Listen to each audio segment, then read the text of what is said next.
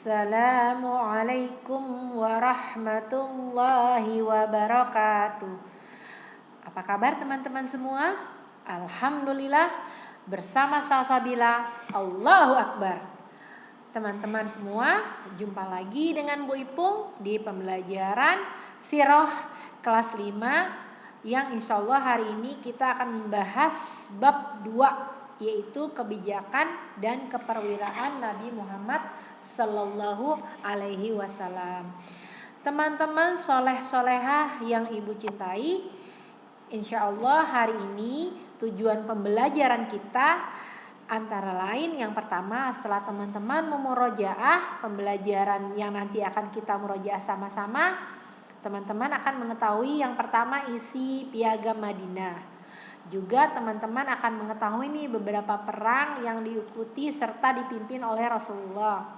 Yang ketiga, teman-teman juga akan tahu nih langkah-langkah yang ditempuh Rasulullah menghadapi serangan kafir Quraisy. Nah teman-teman, ada 3 tujuan pembelajaran kita hari ini. Nah sebelum kita mulai pembelajaran kita, mari kita sama-sama membaca doa mau belajar agar pembelajaran kita kali ini berjalan dengan lancar dan juga teman-teman diberi pemahaman yang mudah oleh Allah. Amin. Isti'dadan duaan, raditu billahi rabba wa bil islami dina wa bi muhammadin nabiyyan wa rasula rabbi zidni ilman warzuqni fahman Allahumma anfa'ni bima 'allamtani wa 'allimni ma yanfa'uni wa zidni ilman. Barakallahu fiik. Terima kasih teman-teman sudah membaca doa mau belajar bersama Bu Ipung. Baik teman-teman, kita mulai dengan bahasan kita yang pertama, yaitu Piagam Madinah. Seperti teman-teman tahu, Piagam Madinah adalah undang-undang yang dibuat oleh Rasulullah yang mengatur kehidupan masyarakat di Madinah. Masyarakat Madinah itu terdiri dari 2 teman-teman ya, kaum muslimin dan juga kaum Yahudi. Kaum muslimin itu yaitu kaum yang terdiri dari kaum Ansor dan juga kaum Muhajirin. Jadi Piagam Madinah ini teman-teman mengatur kehidupan kaum muslimin dan juga kaum Yahudi. Apa saja sih Bu Ipung isi Piagam Madinahnya? Nah teman-teman, isi Piagam Madinahnya antara lain kaum muslimin dan Yahudi hidup secara damai dan bebas memeluk dan menjalankan ajaran agamanya masing-masing. Selanjutnya, apabila salah satu pihak diperangi, maka wajib bagi pihak yang lain untuk membantu. Juga kaum muslimin serta kaum Yahudi itu saling membantu dan juga saling tolong-menolong ya teman-teman dalam kebaikan, menjalankan kewajiban untuk kepentingan bersama. Juga Rasulullah sebagai pemimpin seluruh kota Madinah ya, apabila terjadi perselisihan antara kaum muslimin dan kaum Yahudi, maka akan diselesaikan secara adil oleh Rasulullah. Nah teman-teman, ada 4 isi Piagam Madinah. Nah selanjutnya adalah langkah-langkah dari kaum muslimin menghadapi serangan kafir Quraisy. Jadi kafir Quraisy teman-teman yang berada di Mekah terkadang masih melakukan serangan nih teman-teman. Jadi ini ada beberapa langkah yang ditempuh oleh Rasulullah dan kaum muslimin untuk menghadapi serangan kafir Quraisy. Di antaranya mengirimkan pengawas-pengawas ya teman-teman ke daerah perbatasan atau pinggiran kota Madinah. Yang kedua, berperang ya teman-teman, berperang mempertahankan diri. Selanjutnya Rasulullah juga mengirimkan nih pengintai atau mata-mata yang tugasnya tadi teman-teman ya mengawasi daerah perbatasan Madinah. Yang terakhir, embargo ekonomi teman-teman. Jadi kafir Quraisy itu terkadang kan teman-teman mengadakan perjalanan perdagangan. Jadi ketika mereka berdagang itu mereka melewati Madinah. Betul, melewati Madinah. Jadi diembargo lah atau dicegat atau di apa teman-teman? Iya, halangi jalur perdagangannya yang melewati kota Madinah. Betul. Nah, itu namanya embargo ekonomi ya teman-teman. Baik. Selanjutnya bahasan kita adalah perang yang diikuti oleh Rasulullah. Nah, kali ini Bu Ipung akan membahas 2 perang, diantaranya perang Badar dan juga perang Uhud ya teman-teman. Baik, kita ke perang Badar teman-teman. Nah, di perang Badar ini merupakan perang yang pertama dan terpenting. Jadi perang yang menjadi awal pembuktian nih teman-teman, pembuktian apakah selanjutnya Islam bisa berjaya atau tidak ya.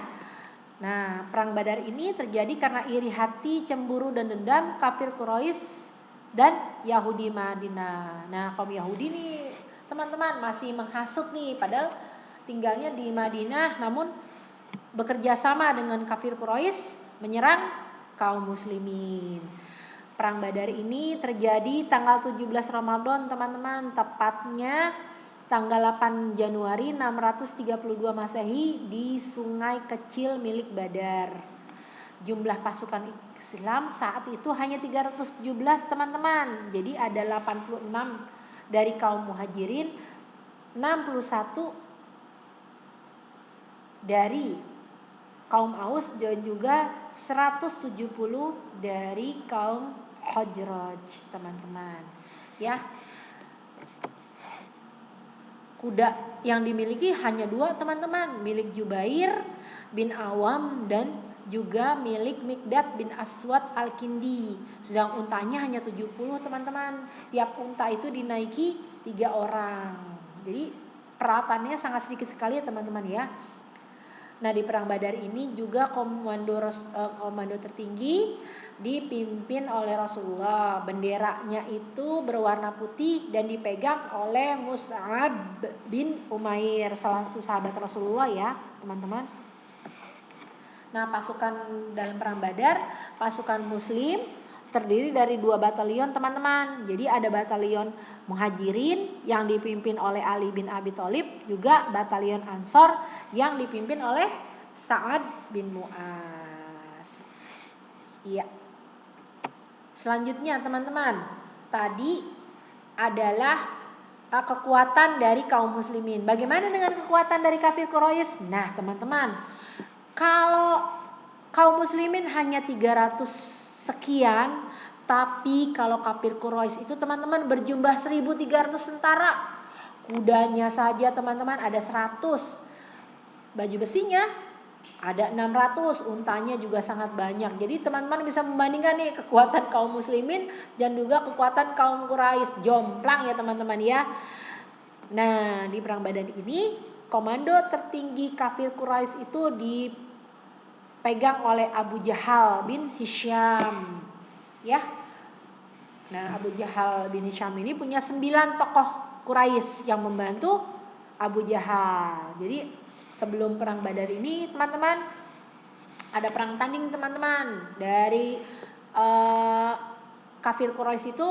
Mereka mengutus Syaibah, Utbah dan juga Walid bin Utbah. Sedangkan kaum muslimin itu menampilkan teman-teman Ubaidah bin Jarrah, Hamzah bin Abdul Muthalib. Nah, Hamzah bin Abdul Muthalib ini pamannya Rasulullah ya teman-teman, dan juga Ali bin Abi Thalib sepupunya Rasulullah. Dan alhamdulillah teman-teman, di perang tanding ini dimenangkan oleh kaum muslimin ya.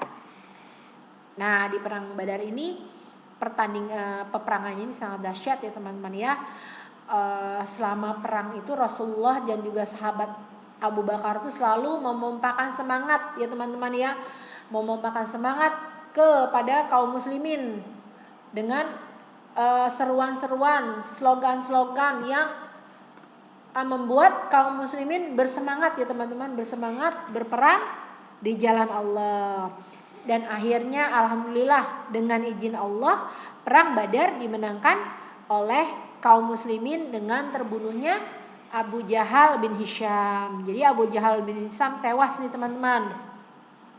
Namun dari pihak kaum muslimin juga gugur teman-teman. Ada 14 tentara syuhada yang terdiri dari 8 kaum Ansor dan 6 kaum Muhajirin. Nah, perang Badar ini juga disebut dengan Yaumul Furqan atau hari yang membedakan antara yang hak dan batil. Jadi antara yang kaum muslimin dan kaum kafir Quraisy. Nah, teman-teman, demikian tadi sekilas tentang perang Badar ya. Selanjutnya perang Uhud. Nah, perang Uhud ini setelah kemarin kaum kafir Quraisy kalah telak ya teman-teman dengan kekuatan yang demikian besar, namun kalah di perang Badar. Nah, di perang Uhud inilah kaum kafir Quraisy membalikkan keadaan. Nah, apa sih peristiwa yang terjadi di perang Uhud sehingga kafir Quraisy bisa membalikkan keadaan? Nah, ini teman-teman. Akhirnya setelah kekalahan mereka di perang Badar, kafir Quraisy itu mempersiapkan 3.000 pasukan untuk mengalahkan kaum muslimin. Nah, umat Islam juga mempersiapkan nih teman-teman 1.000 pasukan. Namun di tengah perjalanan kaum munafik membelot nih. Jadi balik kanan, balik kiri, putar jalan. Jadi kaum kafir Quraisy itu maaf teman-teman, bukan kafir Quraisy tapi kaum munafik. Nah, kaum munafik yang dipimpin oleh Abdullah bin Ubay itu balik kanan atau balik kiri teman-teman, balik kanan, kembali ke Madinah, tidak jadi ikut perang. Sehingga kekuatan umat Islam berkurang. Nah, di perang Uhud ini juga peperangannya sangat sengit ya teman-teman. Yang awalnya itu dimenangkan oleh kaum muslimin, betul. Namun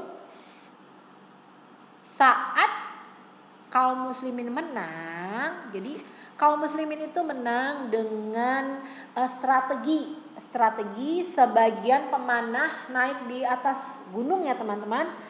Gunung Uhud, naik sejumlah 50 orang pemanah sehingga kaum kafir Quraisy itu kocar-kacir dipanah.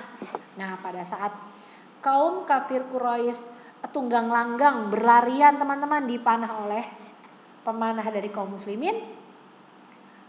Nah, mereka melihat kaum muslimin yang di atas itu melihat teman-teman ada harta rampasan perang. Jadi ada harta teman-teman. Jadi mereka lupa nih pesan dari Rasulullah. Jadi 50 orang pemanah itu turun teman-teman dari gunung. Melihat kesempatan tersebut, akhirnya kaum kafir Quraisy bagaimana teman-teman? Kaum kafir Quraisy segera naik ke Gunung Uhud dan kembali membalikkan keadaan. Ya teman-teman ya, membalikkan keadaan sehingga peperangan dimenangkan oleh kaum kafir Quraisy. Nah, akibat peristiwa atau kejadian tersebut Rasulullah mengalami luka yang sangat parah. Juga sejumlah sahabat Rasulullah banyak yang gugur, ada 70 sahabat termasuk paman Rasulullah Hamzah bin Abdul Muthalib. Sedangkan dari pihak Quraisy yang tewas itu ada 23 orang. Nah, hikmah apa sih yang bisa diambil dari perang Uhud ini? Di antaranya, nah teman-teman, kekalahan itu dialami oleh kaum muslimin akibat tidak patuh dan taat pada perintah Rasulullah. Itu terjadi di dunia ya teman-teman, apalagi nanti di akhirat ya. Kalau kita tidak taat perintah Allah dan juga perintah Rasul, akibatnya lebih dahsyat lagi ya di akhirat nanti ya teman-teman. Selanjutnya pasukan pemanah yang tergiur dengan harta rampasan perang, sehingga apa teman-teman? kaum muslimin mengalami kekalahan. Nah, itu teman-teman hikmah yang bisa diambil dari perang Uhud. Nah, teman-teman, selanjutnya adalah refleksi. Refleksi ya, teman-teman. Nah, apa saja sih refleksinya, teman-teman? Nah, ini teman-teman. Pertanyaannya adalah salah satu paman Rasulullah yang gugur di perang Uhud adalah siapa ya, teman-teman? Teman-teman masih ingat? Apakah Abu Thalib? Apakah Hamzah bin Abdul Muthalib? Apakah Mus'ab bin Umair? Kira-kira siapa ya, teman-teman ya? Masya Allah, barakallahu fiik. Betul, teman-teman. Yang meninggal adalah Hamzah bin Abdul Muthalib. Barakallahu fiik, Masya Allah. Terima kasih, teman-teman, sudah menyimak pelajaran dari Ibu Ipung. Jazakumullah khairan kasiron, teman-teman kelas 5 yang sudah mengikuti memurajaah bersama-sama dengan Bu Ipung. Akhirul kata, jika ada kesalahan, Bu Ipung mohon maaf ya.